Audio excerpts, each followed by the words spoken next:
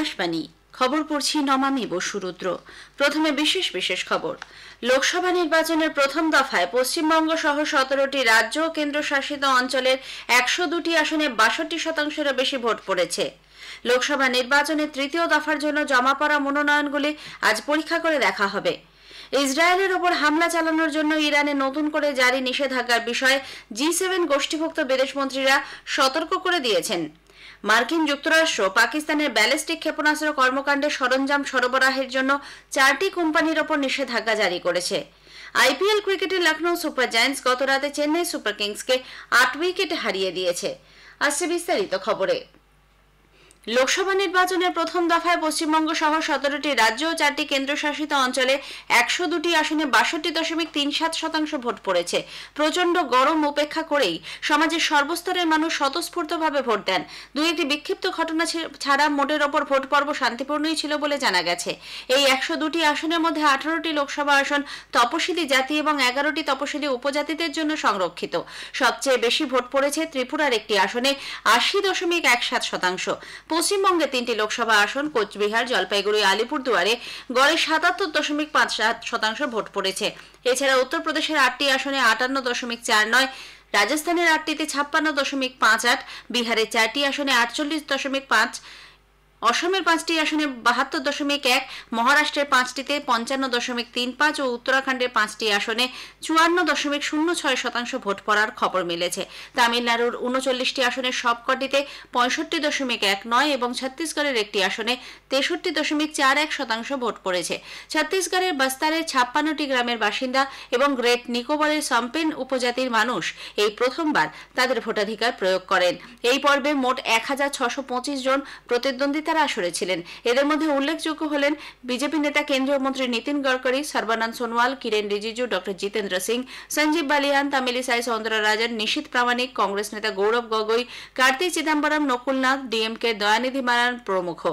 অরুণাচল প্রদেশ ও সিকিমের বিধানসভা নির্বাচনে এক দফায় গতকাল ভোট গ্রহণ করা হয়েছে। তামিলনাড়ুর ভিলাভানকোট এবং ত্রিপুরার রামপুর বিধানসভা আসনের উপনির্বাচনেও গতকাল ভোট নেওয়া হয়। প্রধানমন্ত্রী নরেন্দ্র মোদী বলেছেন, প্রথম দফার নির্বাচনে ভোটদাতারা ব্যাপকভাবে সাড়া দিয়েছেন। সোশ্যাল মিডিয়ায় এক বার্তায় শ্রী মোদী যারা স্বতঃস্ফূর্তভাবে ভোট দিয়েছেন তাদের সকলকে ধন্যবাদ জানান। লোকসভা নির্বাচনের তৃতীয় দফার জন্য জমা পড়া মনোনয়নগুলি আজ পরীক্ষা করে দেখা হবে। এই পর্যায়ে পশ্চিমবঙ্গ সহ 10টি রাজ্য ও 2টি কেন্দ্রশাসিত অঞ্চলে 94টি আসনে ভোট নেওয়া হবে 7ই মে। নাম প্রত্যাহারের শেষ দিন সোমবার 22শে এপ্রিল। প্রবীণ বিজেপির নেতা কেন্দ্রীয় স্বরাষ্ট্রমন্ত্রী অমিত শাহ গতকাল গান্ধীনগর লোকসভা আসনের জন্য তাঁর মনোনয়ন দাখিল করেন। মুখ্যমন্ত্রী ভূপেন্দ্র প্যাটেল এবং দলের পদস্থ নেতারা সেখানে উপস্থিত ছিলেন। প্রবীণ কংগ্রেস নেতা পরেশ ধানানীও রাজকোট লোকসভা আসন থেকে প্রার্থীপদ পেশ করেছেন। গুজরাটে ভোট গ্রহণ তৃতীয় দফায়। কর্ণাটকে তৃতীয় দফার ভোটের জন্য প্রার্থীপদ দাখিলের সময়সীমা অতিক্রান্ত হওয়ার পর 14টি আসনে 337 জন প্রার্থী প্রতিদ্বন্দ্বিতার আসরে রয়েছেন। মুখ্য নির্বাচনী আধিকারিকের দপ্তরের এক পরিসংখ্যানে জানা গেছে, সবচেয়ে বেশি 40 জন প্রার্থীপদ দাখিল করেছেন দাভানগিরি আসনে এবং সবচেয়ে কম 11 জন বেল্লারি সংরক্ষিত আসনে। সোলাপুর বিধানসভা আসনের উপনির্বাচনের জন্যও গতকালই ছিল মনোনয়নপত্র পেশের শেষ দিন। কংগ্রেস, বিজেপি সহ 7 জন প্রার্থী এখানে মনোনয়ন দাখিল করেছেন। কংগ্রেস বিধায়ক রাজা ভেঙ্কটাপ্পা নায়েকের মৃত্যুতে আসনটি শূন্য হয়। এদিকে দ্বিতীয় দফায় রাজ্যের 14টি লোকসভা আসনে বাড়ি থেকে ভোট গ্রহণের প্রক্রিয়া শেষ হয়েছে। প্রবীণ নাগরিক ও ভিন্নভাবে সক্ষম 46,810 জন ভোটদাতা এই পদ্ধতিতে তাঁদের গণতান্ত্রিক অধিকার প্রয়োগ করেন।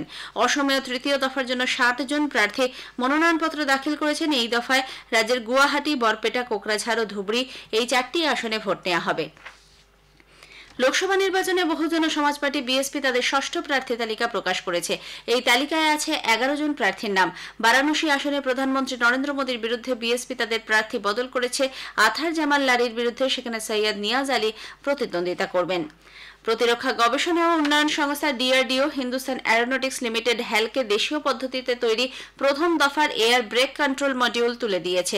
প্রতিরক্ষা মন্ত্রকের এক বিবৃতিতে জানানো হয়েছে, হায়দ্রাবাদের গবেষণা কেন্দ্র ইমারাত এবং বেঙ্গালুরুর সেন্ট্রাল ম্যানুফ্যাকচারিং টেকনোলজি ইনস্টিটিউটের সঙ্গে যৌথ সহযোগিতায় ডিআরডিওর অ্যারোনটিক্যাল টেকনোলজি এজেন্সি বিমান চালানোর প্রযুক্তিগত ক্ষেত্রে স্বনির্ভরতা অর্জনের লক্ষ্যে এক ধাপ এগিয়ে গেছে। চলতি বছরের মার্চে ভারতের খুচরা মুদ্রাস্ফীতি 10 মাসের মধ্যে সবথেকে কম 4.85% পৌঁছেছে, যা ফেব্রুয়ারিতে ছিল 5.09%। কেন্দ্রীয় পরিসংখ্যান ও কর্মসূচি রূপায়ণ দপ্তরের সাম্প্রতিক তথ্য অনুযায়ী এর আগে 2023 সালের মে মাসে এর হার ছিল 4.31%। রিজার্ভ ব্যাংক 2024-25 জন্য উপভোক্তা মূল্য সূচক সিপিআই ভিত্তিক মুদ্রাস্ফীতি 4.5% থাকবে বলে পূর্বাভাস দিয়েছে। ওড়িশার ঝারসুগুড়া জেলার লাখানপুরে মহানদীতে নৌকা উল্টে কমপক্ষে 2 জনের মৃত্যু হয়েছে। মৃতের সংখ্যা আরও বাড়তে পারে। এখনও বেশ কয়েকজন মহিলা ও শিশু নিখোঁজদের সন্ধানে তল্লাশি চলছে।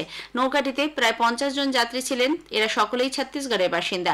ওড়িশার মুখ্যমন্ত্রী নবীন পট্টনায়ক মৃতদের নিকটাত্মীয়দের 4 লক্ষ টাকা করে অর্থ সাহায্য দেওয়ার কথা ঘোষণা করেছেন। ওড়িশার বিপর্যয় মোকাবিলা বাহিনী 40 জনকে নদী থেকে উদ্ধার করে।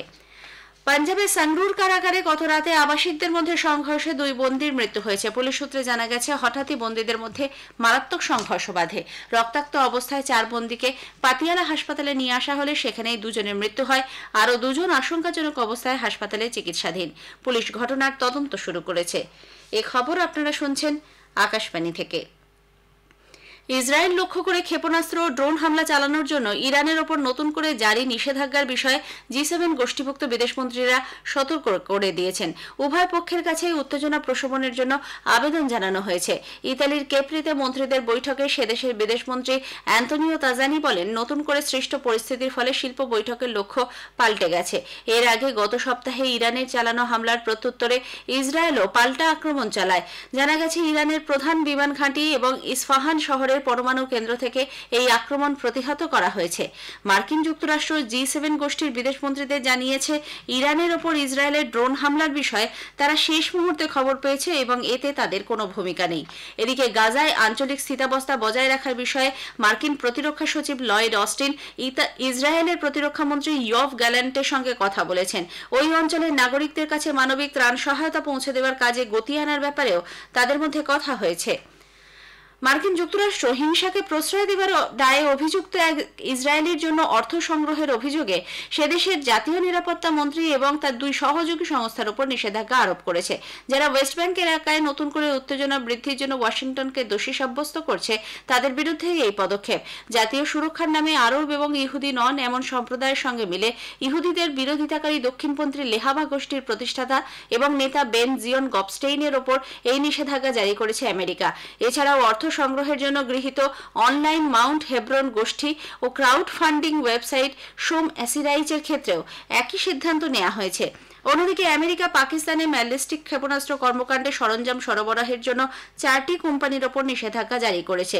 এর মধ্যে 3টি চীনের এবং একটি বেলারুশের কোম্পানি। স্বরাষ্ট্র দপ্তরের মুখপাত্র ম্যাথিউ মিলার জানিয়েছেন, গণবিধ্বংসী অস্ত্র তৈরিতে এই সংস্থাগুলির অবদান রয়েছে।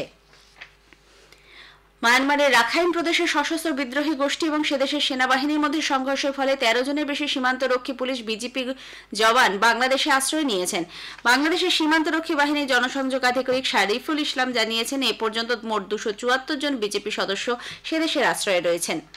ভারতীয় আবহাওয়া দপ্তর IMD ওড়িশা এবং গাঙ্গেয় পশ্চিমবঙ্গে আগামী 3 দিন তীব্র তাপপ্রবাহের পূর্বাভাস দিয়েছে।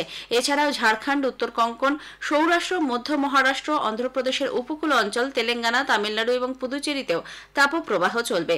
IMD জানিয়েছে, পূর্ব এবং দক্ষিণ উপদ্বীপ অঞ্চলের বেশ কিছু অংশে আগামী 2 দিন দিনের সর্বোচ্চ তাপমাত্রা 2 থেকে 3 ডিগ্রি সেলসিয়াস বাড়তে পারে। তবে উত্তর পশ্চিম ভারতে রবিবার পর্যন্ত বজ্রবিদ্যুৎ সহ হালকা বৃষ্টির সম্ভাবনা রয়েছে। IPL ক্রিকেটে Lucknow super giants Chennai super কিংসকে 8 উইকেটে হারিয়ে দিয়েছে। লখনৌয়ের একানা স্টেডিয়ামে গত রাতে এই ম্যাচে লখনৌ টসে জিতে ফিল্ডিং করার সিদ্ধান্ত নেয়। চেন্নাই সুপার কিংস প্রথমে ব্যাট করে নির্ধারিত 20 ওভারে 6 উইকেটে 176 রান তোলে। জবাবে ব্যাট করতে নেমে লখনৌ 19 ওভারে 2 উইকেট হারিয়ে লক্ষ্যে পৌঁছে যায়। অধিনায়ক KL রাহুল 82 রান করে ম্যাচের সেরা হয়েছেন। দিল্লির অরুণ জেটলি স্টেডিয়ামে আজ IPL ক্রিকেটের ম্যাচে দিল্লি ক্যাপিটাল সানরাইজার্স হায়দ্রাবাদের বিরুদ্ধে খেলবে। খেলা শুরু হবে সন্ধ্যে 7:30টায়। দিল্লি এখনো পর্যন্ত 7টি ম্যাচ খেলে 3টিতে জিতে 6 পয়েন্ট নিয়ে লিগ তালিকার 6ষ্ঠ স্থানে রয়েছে। মোহনবাগান সুপার জায়ান্ট ISL ফুটবলের প্রথম সেমিফাইনালে ওড়িশা এফসির বিরুদ্ধে খেলবে। ভুবনেশ্বরের কলিঙ্গ স্টেডিয়ামে গতকাল প্রথম প্লে অফ ম্যাচে ওড়িশা এফসি 2-1 গোলে কেরালা ব্লাস্টার্সকে হারিয়ে দেয়। আজ দ্বিতীয় প্লে অফ ম্যাচে এফসি গোয়া চেন্নাইন এফসির বিরুদ্ধে খেলবে। গোয়ার জওহরলাল নেহরু স্টেডিয়ামে খেলা শুরু হবে সন্ধ্যে 7:30টায়।